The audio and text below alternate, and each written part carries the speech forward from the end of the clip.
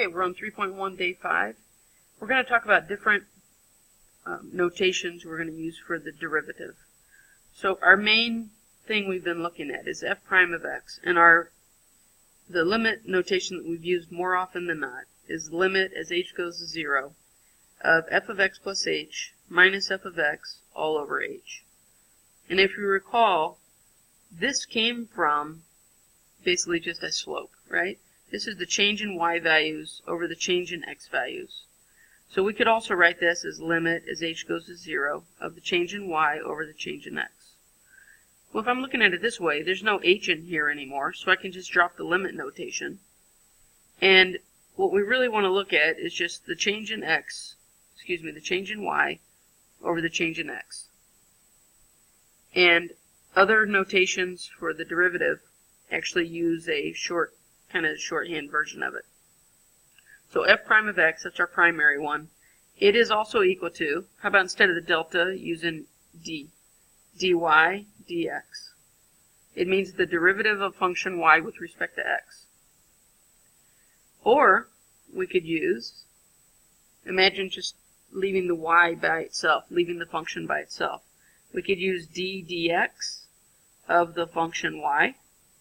Now usually in this form, instead of y, you would actually plug in the actual polynomial or whatever your function is there. Or we could also use just y prime. That's another shorthand way. Or we could use this notation, capital D with a subscript x, means the derivative with respect to x, of whatever function you have, y. Again, you could just totally put the function right in here. All of these stand for and mean the derivative of the function y with respect to x. The derivative of the function y with respect to x.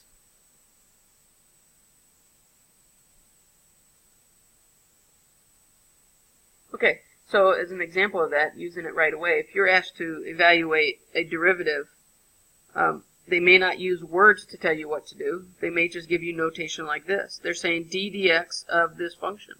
Give me the derivative with respect to x of the function x cubed plus x. So this is notation that you would see. You need to get used to any of the notation. So in order to evaluate this, we actually use our limits. We don't have a value for a on this, so we need to use our first standard difference quotient.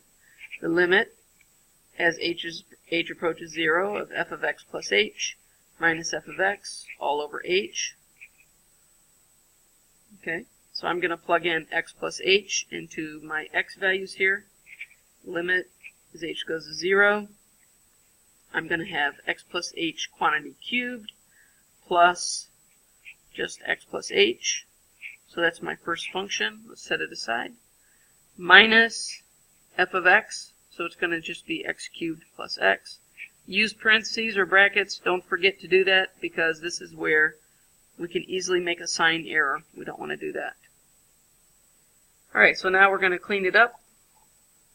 The numerator, I'm going to expand out this cubic function. You remember the pattern for that?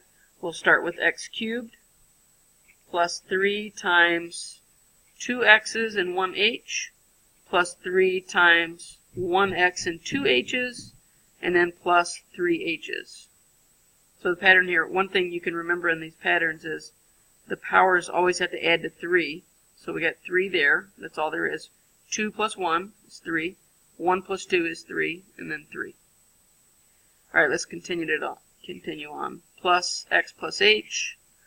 And then I'm going to distribute this negative so I can drop the parentheses. Minus x cubed minus x.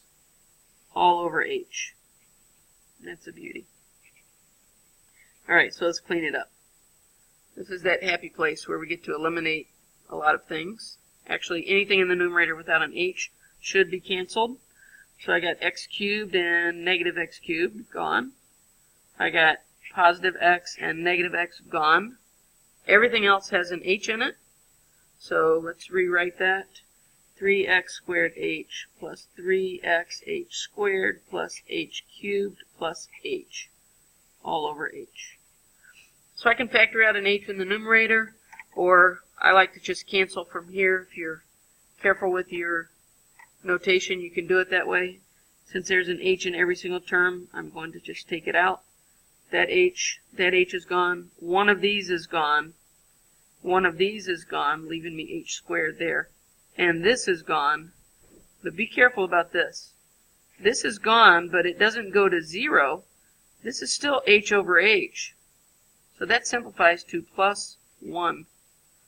Don't leave out that plus 1. It's an important part. Okay, so we have limit as h goes to 0. We're left with 3x squared plus 3xh plus h squared plus 1. And now I can plug in my h is 0. It's going to make this term go to 0. It's going to make this term go to 0. And I'm left with 3x squared plus 1. This is my derivative with respect to x. This is the equation to find the slope of the tangent line actually at any point x.